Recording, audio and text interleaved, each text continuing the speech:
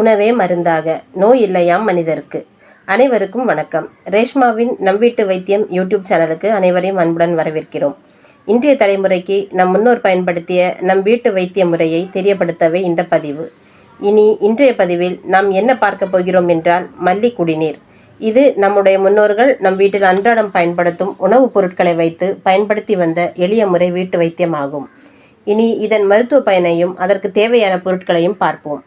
இதன் மருத்துவ பயன் என்னவென்றால், இது உடல் சூட்டை கட்டுப்படுத்தும், உடலில் இரத்தத்தில் உள்ள கழிவுகளை சிறுநீரில் வெளியேற்றும், தலை சுற்று, இரத்த அழுத்தம், நெஞ்சு படபடப்பு இது போன்ற பல உபாதைகளை சரி செய்யும்.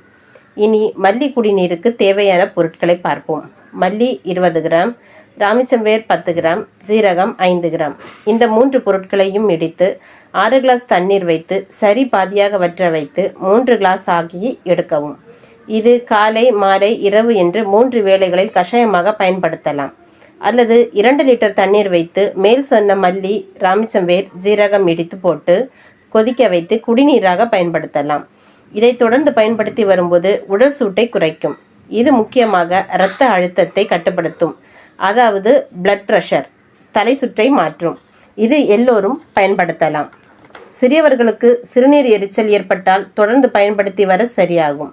சிறியவர்களுக்கு 1/4 கிளாஸ், அரை கிளாஸ், 3/4 கிளாஸ் வரை வயதிற்கு தகுந்தபடி பயன்படுத்தலாம்.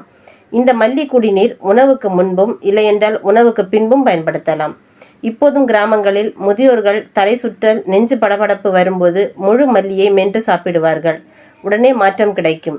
முன்பு மளிகை கடைகளில் ராமிச்சம் கிடைத்து வந்தது, இப்போது கிடைப்பதில்லை. நாட்டு மருந்து கடைகளில் கிடைக்கும்.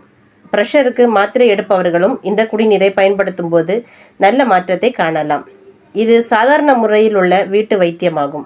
உடலில் அதிக பாதிப்புகளை, நோயின் தாக்கம் காணப்பட்டால் மருத்துவரின் ஆலோசனைப்படி நடந்து கொள்ளவும். அறுசுவையே மருந்து, அதை நீ அருந்து என்றும் உணவாக. மீண்டும் தொடரும் ரேஷ்மாவின் நம் வீட்டு வைத்தியம்.